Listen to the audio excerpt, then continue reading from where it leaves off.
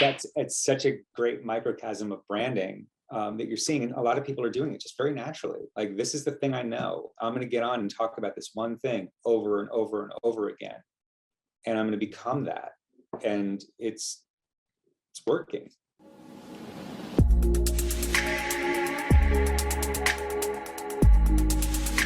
This episode of Ken's Nearest Neighbors is powered by Z by HP, HP's high compute workstation grade line of products and solutions. Today, I had the pleasure of interviewing Christopher Willis. Chris is Acrolinx Chief Marketing and Pipeline Officer, and he's responsible for all aspects of the company's marketing strategy and pipeline health. Christopher has over 20 years of experience growing companies in the technology sector. Before joining Acrolinx, Christopher led leadership roles in marketing, creative, technical, and business development at companies including Perfecto, Pyxis Mobile, KPMG, ModelGolf, and Cambridge Technology Group. In this episode, we dive into what exactly a pipeline officer is, and we discuss some of the implications that data has on the marketing field. We also go through the evolution of the marketing domain, and I think this one is a must-listen for anyone interested in the intersection of analytics and brand. I hope you enjoy our conversation. I know I really did. Chris, thank you so much for coming on the Ken's Nearest Neighbors podcast. You have a really interesting history related to data and marketing, as well as a very unique title these days. And I'm excited to drill into this. I think a lot of people in data science or data analytics are very interested in the intersection of marketing. And I'm happy that you can sort of tell this marketing story as well as some of the data story today here. So again, welcome. Sounds great. Excited to be. Thank you. Excellent. So something that I always start out with is, from maybe your marketing brain or just from your experience, what is your first exposure to data, or what was your first experience with data? So I think as I started out in marketing, my career started in web development, moved into new media, and then eventually into sales. And so I really hadn't spent much time thinking about the measurement of things. As I moved into marketing, what I realized very quickly is that if I want budget, I need to use the data around me to create a picture of what I'm doing, where success is, what success looks like, what failure looks like in order to eliminate it. A lot of my early success came from that understanding that this is a data-driven business. I think as a young person looking up at marketing, there's storytelling, and storytelling is very attractive. And I love that. I like it a lot. But the way that I get money to tell stories is by measuring. It's by looking at the data behind what we're doing, and being able to prove value to the organization. And so once I figured that out, it changed the way that I think about what I do. I am a very data-driven marketer, and I think that's what moved me to where I am now, in that intersection of marketing and sales, where looking at numbers all day becomes a way to guide the organization to success further forward in our future than most companies would look. I really like that. I think that there's something kind of cool about, okay, we're using numbers to prove our own case as well as provide, or like to evaluate ROI for the organization. I mean, I look at this, my experience is probably even a microcosm of that, is if I'm selling an ad, a sponsorship on one of my YouTube videos, they want to know, okay, who's my market? They want to know how many views my average video gets, how popular a certain topic is, and they're going to be evaluating very easily with very clear metrics how many views the video gets and all of these things. So on both sides of that, I have to say, hey, from my history, like, this is how much value I've created, and from what actually goes out there, this is how much value after the fact you've gotten. And if they don't get the value that they believe that they would be set to get, they're probably not going to work with me again, right? And absolutely, it's the decision-making process, for both good and bad. It's difficult. I mean, think of living in a world. I'm in the B2B space, but envision being in the consumer space and booking advertising on a billboard, something that a lot of companies do. In my business to business mind, I'm thinking, how do I how do I measure that? I don't know how many people drove past that. I mean, they can give me an idea of how many people drive past it. Estimate, And I yeah. can put a tag in it and ask people to like enter the tag when they come to our website. But you know that doesn't work 100% of the time. So how do you measure that kind of awareness and the results of a campaign like that versus advertising on your blog or advertising on the podcast, where I know how many how many visitors you get. I know how many viewers you get. I know how many clicks through your site that go directly to my site turn into traffic and then turn into conversions. That allows me to make buying decisions very easily. We're at a point in this organization where now we're starting to build our spend on awareness, and it's a little bit daunting, because what does awareness mean? Does that mean that I'm not going to have a direct line to a number that's going to help me A, make a decision, and then B, show value?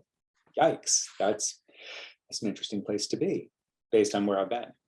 That's a very fast. I really want to dive into that awareness idea a little bit later. Before that, I'd love to for you to talk a little bit more about the role you're in and sort of how you got into this very unique, it's Chief Pipeline Officer role, correct? Officer, yeah. It is. So I was hired here at Acrolinx, where I work now. We're a German AI platform for increasing the impact and fitness of content at the enterprise level. I was hired here as CMO, and a year ago, we hired a brand new CEO, and he entered the business. And this is an interesting place. The head of sales and I get along. And if you're listening and you're involved in sales and or marketing, you realize that what I just said is kind of interesting. Like it's a bit different. We get along really well. We talk by choice, not by force. We are essentially solving the same problem. We're trying to build a big, valuable company. And when the new CEO came into the business, he looked around and said, there's no friction here. This is weird. Let's create some positive friction to help further the business. And one of those things was we need somebody that's going to be responsible for the future. And do you want to do it? I said, yes, I do. I don't know what you're talking about, but yes, I'm gonna do it. This is exciting. And we spent the first 6 months really figuring out what this role is about. What's the purpose of it? And the nice thing is that not only did this not create friction between sales and marketing or pipeline and marketing, after 6 months of it, it actually really furthered the objectives of both. Because of what I do and where I sit, I have marketing levers that allow me to be more effective in my primary objective in the pipeline role, which is ensure the future success of the business. So if you look at, let's take a step back by a week. We're in Q4 of 2021, and our CRO is 100% heads down focused on closing the year. That's where his head is. He's got a number, he's called his commit, and he's going to hit that commit. And that's really primary objective for him. And for many of our salespeople, it's the same thing. They're just trying to close business. But what I know is that if we have a great Q4, we also need to have a good Q1 and a good Q2. So while Shane is focused, our CRO is focused 100% on Q4, I'm living in Q1 and Q2. I'm looking at creation, progression to get us in position to have a great quarter in Q1. And same thing in Q2. I'm always 2 quarters out.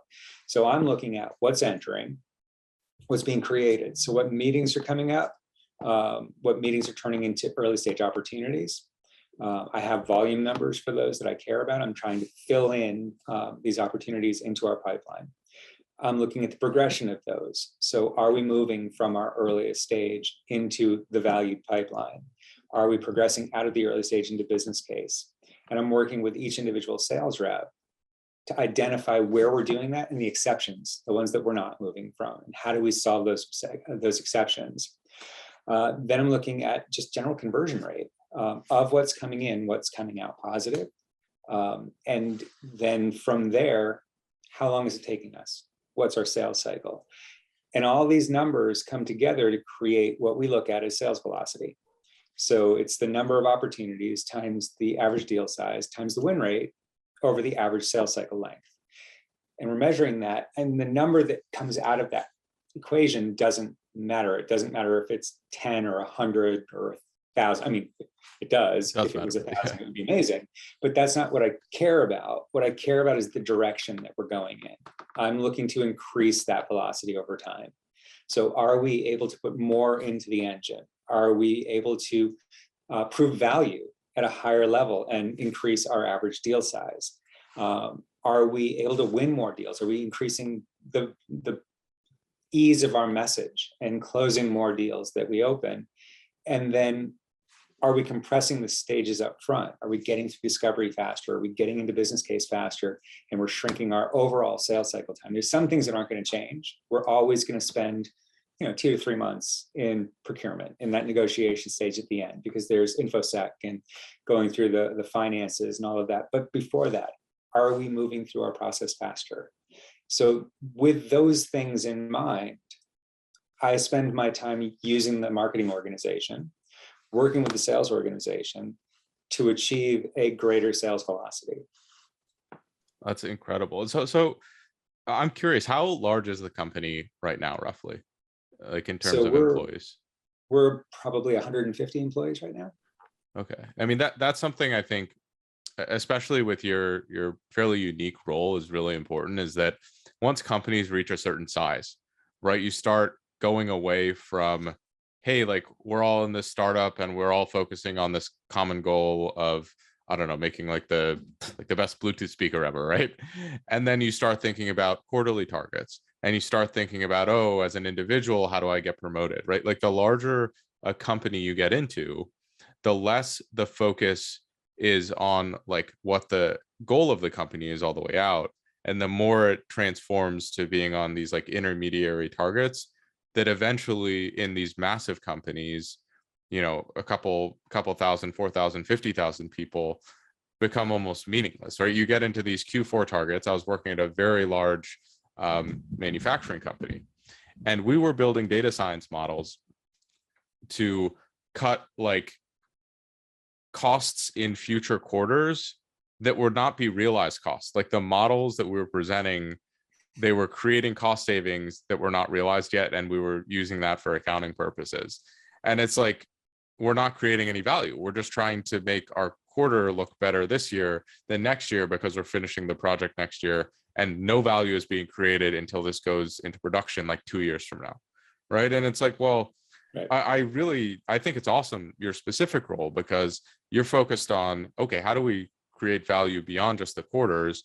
Because once you get into this very short-sighted quarter system, there's value in that, obviously, especially for like sales numbers. But when you're kind of transferring to a more data-centric domain, and you're looking at a lot of the work that I do, like it's really hard to evaluate the like pure performance you get from a project that you put into production this quarter, right? Like we have to see how it works in the real world.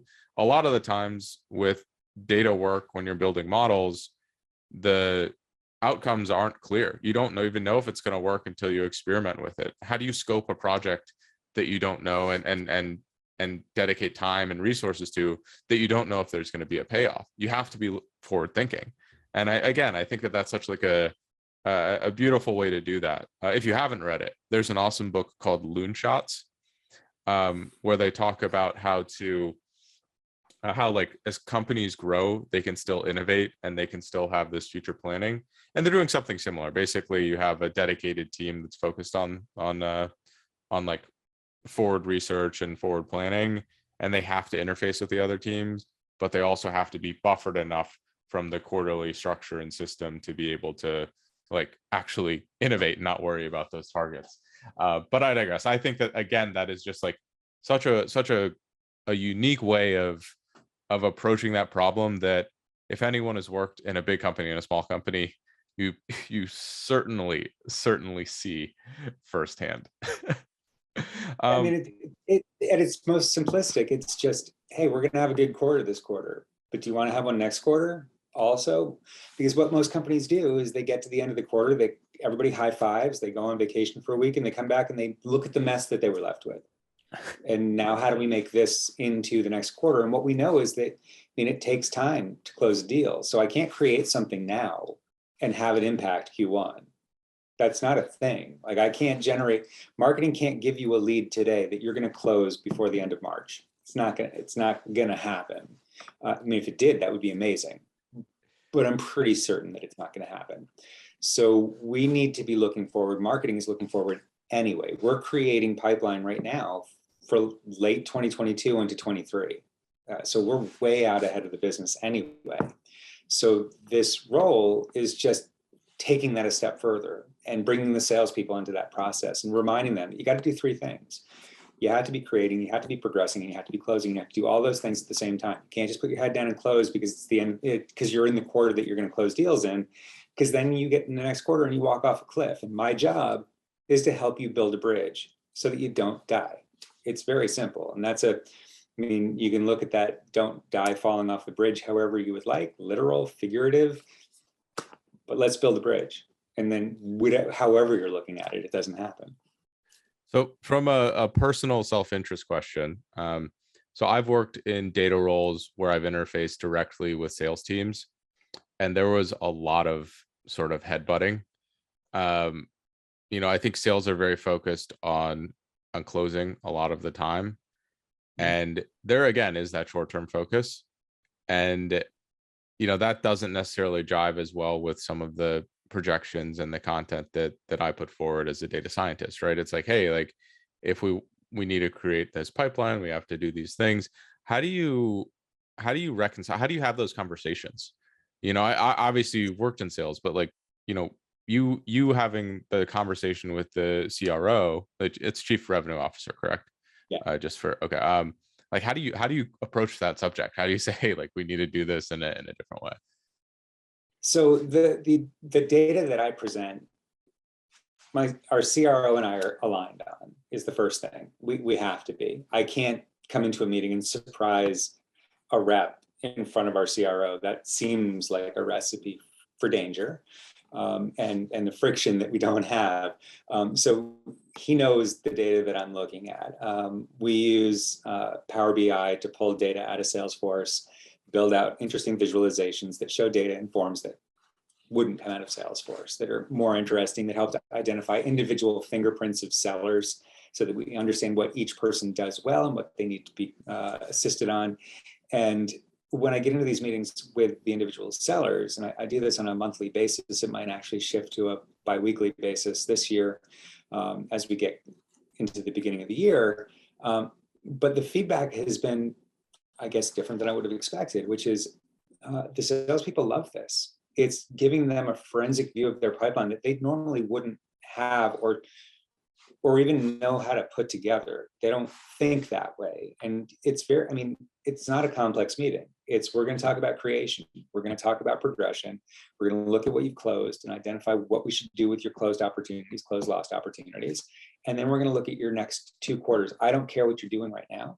This quarter is not interesting to me. It's interesting to him, but it's not interesting to me. We're going to look out right now at Q2 and Q3, and we're going to find that cliff. And then between me and my marketing organization, we're going to help you build that bridge. And they really appreciate that level of data and visibility into their business because, A, they don't have to build it, which is super for them. But B, it uncovers soft spots that they don't necessarily even know they have. And it allows them to be better. The way that we're able to look at this data and identify the projection of what I think they can do this year based on their conversion rates, their velocity level, and the pipeline that they come into the year with, it's just, for lack of a more complex term, really neat. Like I can say, like, based on what you came into the year and what you did last year, if you can do what you did last year again, you're gonna surpass your quota by $500,000. Is that cool? Do you want to do that? And that's a great conversation to be able to have, because now we look at the things that you've done right. We want to double down on those. What are the things that are holding you back? Let's try and fix those.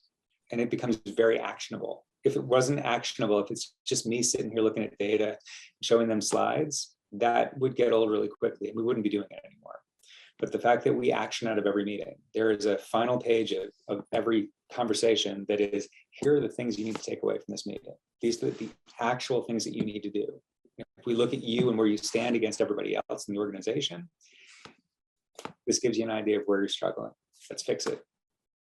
This episode of Ken's Nearest Neighbors is brought to you by Z by HP. HP's high compute, workstation grade line of products and solutions. Z is specifically made for high performance data science solutions, and I personally use the ZBook Studio and the Z4 workstation. I really love that the Z line can come standard with Linux, and they also can be configured with the data science software stack. With the software stack, you can get right into the work of doing data science on day one without the overhead of having to completely reconfigure your new machine. Now back to our show. I really like how you framed that. I mean, something that I think people are very scared of related to data that I've seen frequently is that, hey, I'm being evaluated on this and I don't understand how it works, right? I see that with a lot of professional athletes, right? They're like, hey, I don't want to have my heart rate data when I'm on the court recorded because that'll be used against me in my next trade deal. They'll say I'm slacking off, they'll say whatever, right? On the flip side, there's this unbelievably powerful way to leverage data for helping people, or saying like, hey, this is how you can improve. And when you frame it that way, like, who wouldn't want to know how they could score, like in a basketball setting, like, an extra 3 points a game, or increase their efficiency by XYZ. Like, that to me is a really like nice secret sauce that you settled in on there, is like, hey, like, this is for you, this is to help you, this is not to judge you or tag it. You're not going to get paid based on this in like the direct sense. Like, this is your ability to improve your pay or improve your skills, and we're telling you how. I think that's how like data should be used, but definitely isn't always how it is used, which is a fun thing. I mean, I also do some exposing of where you stand against other people on Slack publicly. I mean, there's a little bit of that as well. So, there are leaderboards, and leaderboards are designed for exactly what you would think they are. I mean, I can go back to, we started a company back in the 90s, and it was for project managers from big 5 consulting companies. We're not salespeople, and we don't like selling. How do you ensure that the 4 of us sell? Leaderboard publicly. Like, public shame works, but it doesn't work if that's all you do. Like, if all you do is point at people, it's not actionable. It's just being a jerk. Being able to provide them, I mean, like you said, the first thing that I say to them when I walk into the meeting is, this is about making you $1 million this year. Somebody's going to do it in this organization, and it can be you. And let me show you how it can be you. And that frames what we're trying to do. I don't want them to fail. I want them to succeed, because if they succeed, we all succeed. So action through this is how you're going to make a lot of money. And that's what they understand, and that's what they're here to do. And it makes it really interesting for them. That's a very insightful way, I think, of how a sales mind would present a data solution. I really like that. I can't say that I have the greatest sales mind, but you're obviously showing your experience there. So, changing gears a little bit, this is something that I've been very fascinated with, and we've talked on in previous conversations, and a little bit earlier, is that marketing and branding, it has become like a very concrete thing in 2022 going forward, right? It used to be this very kind of squishy ideal where it's like, hey, in Mad Men, you're talking about what's the movie? It's with Matthew McConaughey, and he's selling like diamonds. Frost Yourself, right? And like, there are these very, I guess, like emotionally centered things, and it's moved very aggressively towards this data-driven thing. Can you walk me through like when that transition really started, and what sort of kicked that off? Well, I mean, I think right now where we live, and this has been going on for a bit, but the easiest example of shift is the COVID situation. Marketers have been selling this concept of the digital shift into enterprises for years, probably the last 8 years. The message, the the fear, uncertainty, and doubt message is the internet's coming for you. And if you don't start building your business online, if you don't move your interactions online, this digital shift is going to come and you're going to get left behind. And I don't think any of us really thought that was ever going to fully come to fruition, but it was a great message. And it did get enterprises to move forward with all kinds of different solutions. But on March 10th, how do I know March 10th? Because that's the day that my calendar is set to on my desk at the office that I don't go to. Everybody went home. And the only way that you can interact with your customer, with your consumer, is through your digital interface. And so now all of your charm, all of your employees, all of the customer service that you provide in your business in the real world is garbage. It doesn't matter. It has no impact because nobody's doing it. What's going to drive both individual value to the business and customer acquisition?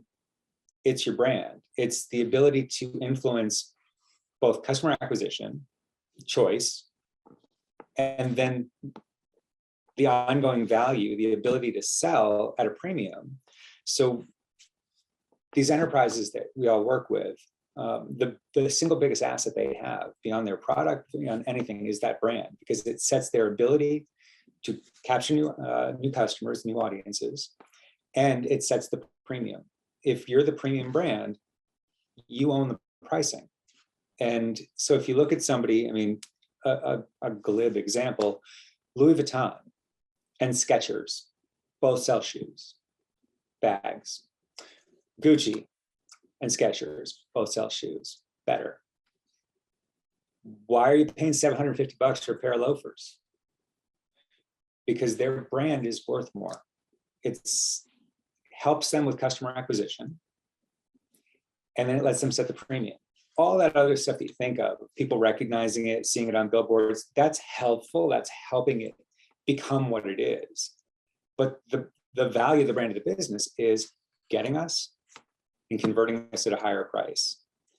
And that's really interesting when you think about it, is you're creating that awareness, you're creating the visibility of your business. But it's not just visibility. I know who Skechers is too. I bet you do. I bet all of us do. Still only paying $27 for those pair of shoes, because that's the approach they've taken. Their strategy is to be wide, well-known, and inexpensive. So they're using it on the customer acquisition side, not as much on the premium side. Fascinating. So I know you guys generally work in B2B, but let's say as an individual, you wanted to expand or create your brand. That's something I'm constantly thinking about. I know a lot of the people who watch this podcast are thinking about how they can create their own brand. What are some of what's the bedrock of that? Like, what is most important when creating an individual or even a company brand? I mean, I think from an individual standpoint, if I look at you can position yourself as the data guy, and that becomes that singular focus of identification. When I need to go out and find somebody that can talk about data, I've got a pool of people. Where's the data guy in that? And then the awareness that you build on top of that is about expanding everybody's understanding of what you do around that one thing. People that try to be everything generally fail. People that try to be one thing can elevate that to a much higher level. I mean, it's interesting because it's something that I haven't really focused on for me at all. I do a lot of different things, and that actually doesn't help me to be super well known, versus the head of brand at Drift, Dave Gerhardt, who's built a very solid brand being one thing at Drift. He left Drift, became roughly the same thing in another business, and used that to come back and be the head of brand, not the head of marketing, at the same company that he left, because he's established himself as that branded element inside the business. He's the thing. I would love to be able to spend more time doing that. And I think part of that is talking to people like you, being on podcasts like this, and being in more places.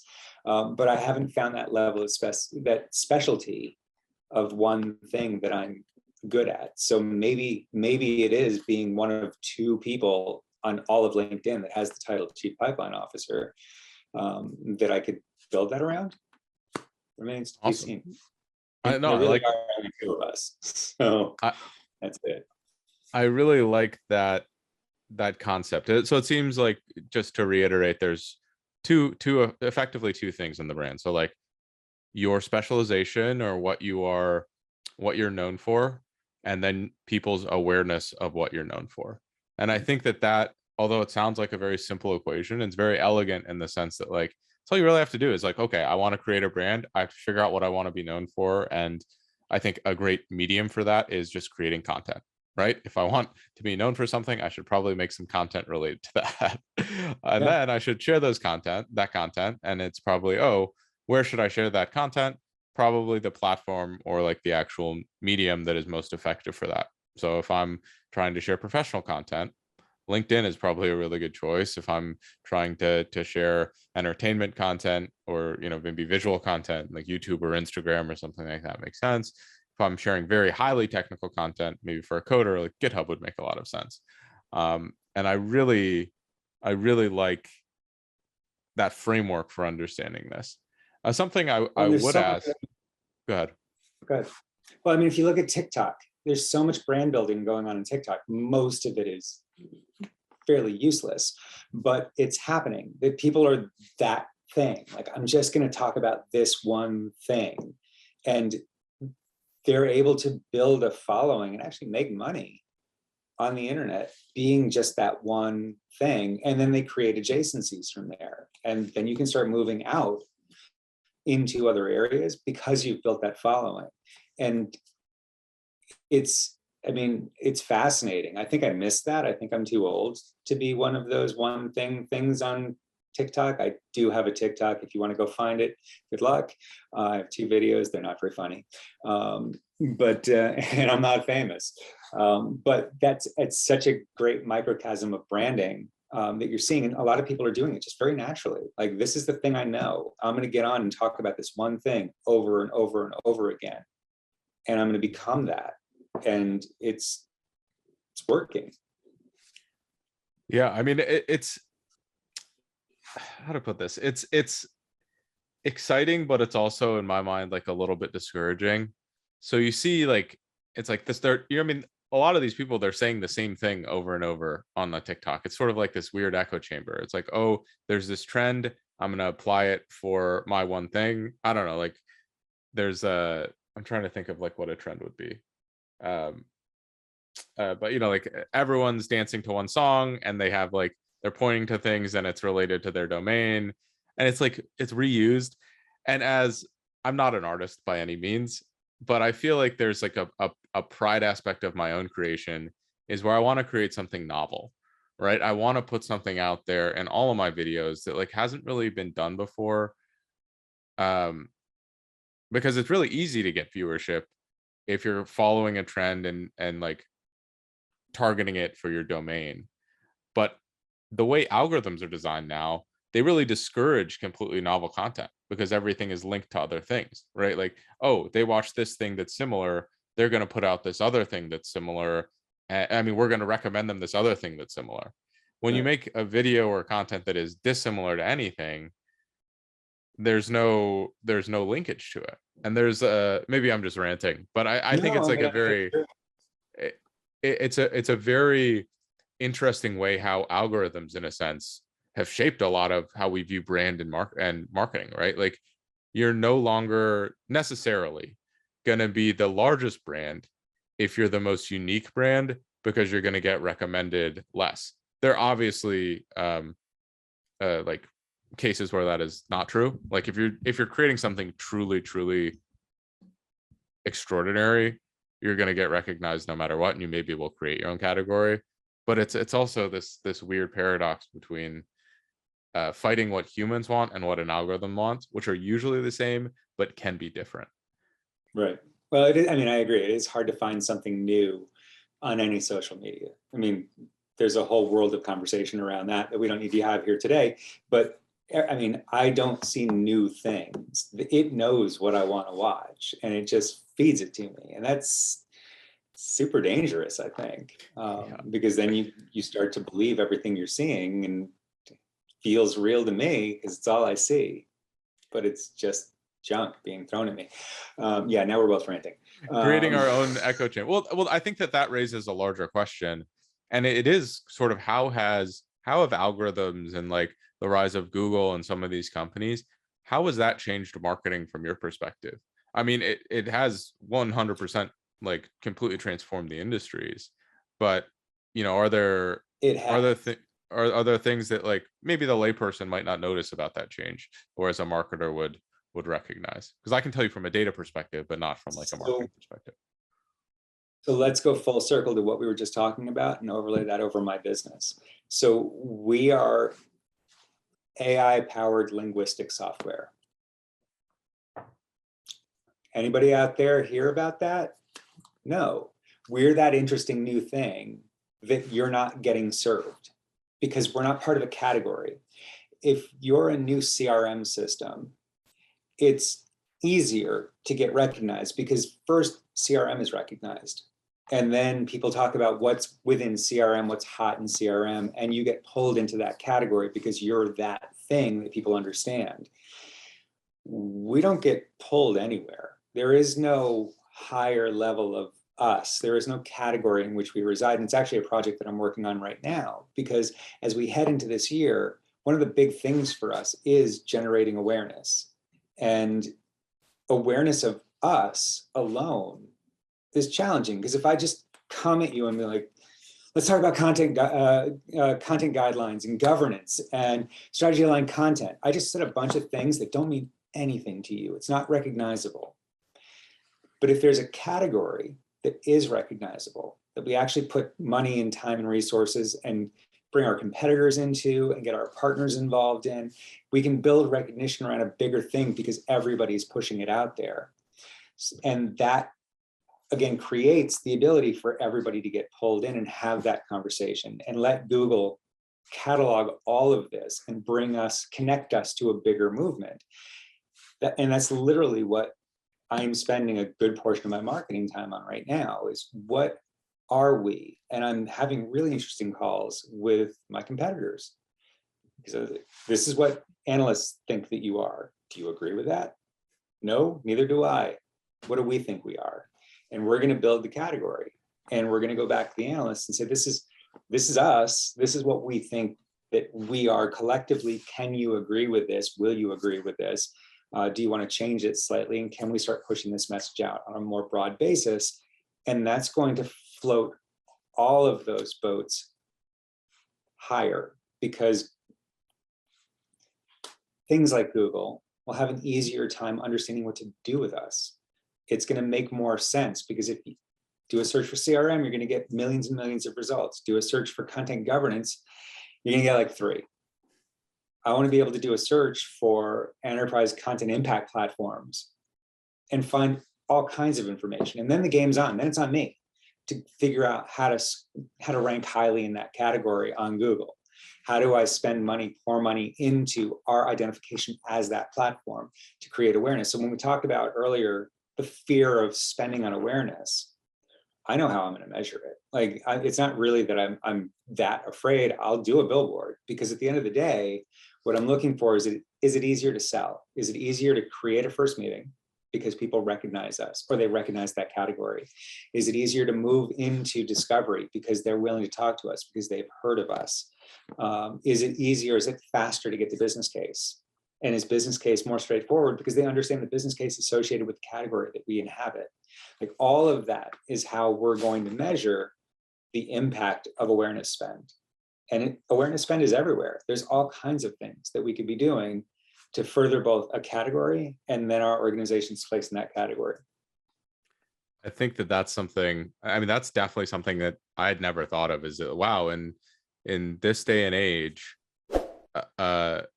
your competitor is like part of your ecosystem, and not necessarily helping your competitor, but like just as you said, like the tide raises all ships. I think that's what the idiom is. I awful with idioms, but I digress. That to me is funny, and there's this really neat corollary from YouTube, or like from some of these TikTok things that comes to mind, and it's just like beefs between creators.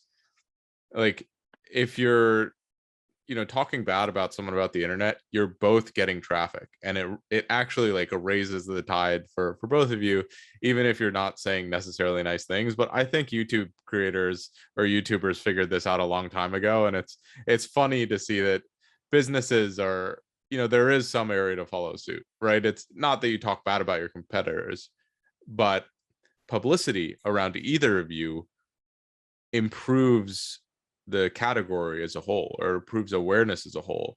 And we're in this weird kind of dystopian awareness game that we were never in before. I mean, historically, if my product was bigger and better known, people were going to buy it, and they weren't going to buy your product. They probably wouldn't even hear about your product, because I was doing all paid media. You're not seeing their product in the newspaper next to my giant ad when they have this little tiny ad or whatever it might be.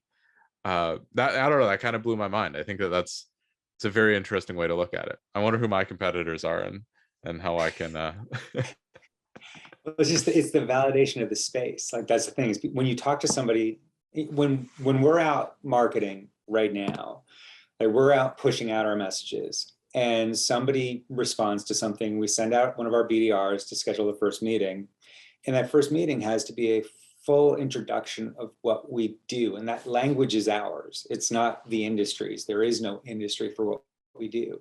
And that's where I want to push our messaging, is into that category space, so that everybody, again, our competitors, companies that are kind of like us, our bigger partners, are all talking about the category and validating the category, so that we can inherit the definition of the category when I meet you for the first time. So if I say to you, we're a CRM system, you know what I mean. I don't have to say, well, we're a database, we have accounts, but then there's entities for contact and lead, and all of that is interconnect. I don't have to do that, because you know what a CRM is. So all I have to do is say, well, we're CRM, but we're different, because if we're Salesforce, we don't require you to install software. Oh, cool. I know what that is, and I know I don't want to install software. Let's have a conversation. And that makes it so much easier than what we do today, which is, let's talk about being an AI-powered platform that improves the quality and impact of your content. Okay, that's cool, but I don't know what that means. I don't even know what it looks like, what comes in the box, where do I put the keys? Like, all of that is just slowing down our sales deal. And it's slowing it down for all of the companies in this space. Anybody doing well is going to validate everything that we're all doing. And then I need to place a bet that we're going to be the highest execution. We're going to be the ones that can actually execute on the promise, and we're going to go win the customers. If I don't think that we can do that, I shouldn't be doing this. I should shut my mouth, sit in a corner, and continue doing what we're doing. We're a very successful company. We don't need that kind of hassle if we're not that good. But I think that we are. And so I can't really be afraid of introducing everybody else to the party. It's just going to be good for us. Well, I don't know. I think maybe you should just start some Twitter beefs and call it a day. It's been working for Elon Musk, so I'd love to understand a little bit better about your product. I mean, you'd mentioned that, okay, you have AI powered linguistic software. How does that work? How do you improve the quality of content through that? Like, Sure. Do you have a kind of tangible example? So if we think about what this space is, companies, large enterprises, like we talked about with the digital shift, their primary touch point with their audiences, regardless of space in the company, is through content. So if that's product documentation, if that's marketing materials, internal education, external education, support, service, job postings, it's all content, and it all represents the business, and it matters. And when you're creating it for a purpose. It's supposed to have impact, to do something. If it's a job ad, it's supposed to create interest and get people to submit resumes. If it's a landing page on a website, it's probably supposed to create conversions that turn into leads or sales.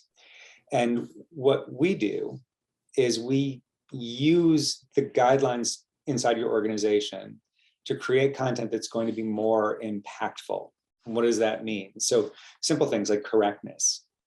Is this content going to embarrass you? But correctness, quality as it is a bit of a commodity. There's companies out there that do only that. I mean, think Microsoft Word has correctness built into it. Google Docs has correctness built into it. Grammarly is a really neat correctness tool. But then to go beyond that, is the content readable? Is it scannable? How is the clarity level aligned with the audience that you're writing for? Managing emotion, managing inclusivity. Is it consistent from a terminology standpoint, words and phrases? Is it in the tone that you're trying to communicate in? I think pharmaceutical ads, the way that you advertise to a pregnant mother is probably different than the tone of voice that you would use to a 55-year-old man. Are you aligning those things so that this content resonates with the audience? If you're creating technical content, is it usable? Can I follow these directions? Can I use this code correctly based on the documentation you gave me along with it? If none of those things work, it's not very valuable content. So we're looking at content as an asset inside the enterprise. It's probably one of the single biggest assets outside of your brand. If you think about it, I mean, what we found is actually super interesting. We went out and talked to customers about efficiency. We can help you save money on creation of content. They said, well, cool, that sounds really neat. Show me where on my budget I'm spending money on content. And you think about it, and you're right. You're not, because content is a byproduct of what we do when we go to work. Everybody's a content creator. We don't really have writers' pools anymore. This isn't Mad Men anymore. And so we don't have people sitting in a room with typewriters smoking and typing all day, although that sounds great. We don't have it. What we have is people that go to work and they have a job. And part of their job is creating content, and that content is going to roll into other uses. And how do I then manage all of these people to create this singular voice of my organization that resonates? That's what our product is designed to do.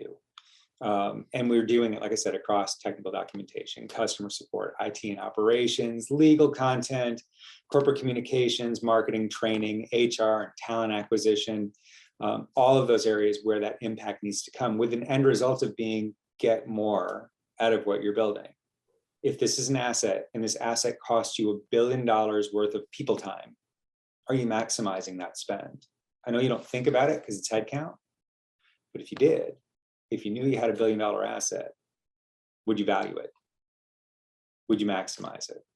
And that's where our customer base, which represents 20 of the top 20 largest software and semiconductor companies in the world, the biggest banks, pharmaceuticals, defense companies, manufacturers, that's where they put their time and effort, is in creating impact around their content. That's fascinating. And it's kind of a cool inversion to think about, like, what is an organization outside of their content, right? Yep. I mean, my whole side business is literally my content, videos I make, podcasts I produce, the courses I make, any of these other things. It is like 99% my content, maybe like 1% admin. And I think the world is moving in that direction. My question is, how do you do that? I mean, is it like a bunch of different models you use? Is it like almost a consulting approach where you have data scientists work with each campaign to make sure that you're leveraging the specific things? If you can't talk about those things, totally fair. But that's something I think for my audience is very interesting. Yeah, no, it's easy. So, I mean, it's not easy, but easy to explain it. Every customer's implementation is different, and many customers have multiple implementations. Think in terms of guidelines, things that we talked about: clarity, consistency, terminology, tone of voice, style guide, inclusive levels, and the type of inclusive language you want to create, emotion. Every one of our customers has a way that they want to create content, and it's probably written up on somebody's whiteboard. We're pulling it down off the whiteboard, digitizing that, and making it actionable. And so once our system, our platform has been populated with your guidelines, then it's about looking at your content however you want us to look at your content. So there are ways to do it through automation. If you think in terms of continuous integration for content, you're typing, popping that content into a content repository. It's being checked at night. You come in the morning, there's a full scorecard of your piece of content, all the changes that you need to make it compliant. You make those changes, you recommit it, it's rescored, and you can do that as many times as you want. Inside that process, what's happening is that we're looking at that content, that stream of characters. We're extracting content and context, identifying tokens and sentences within that language.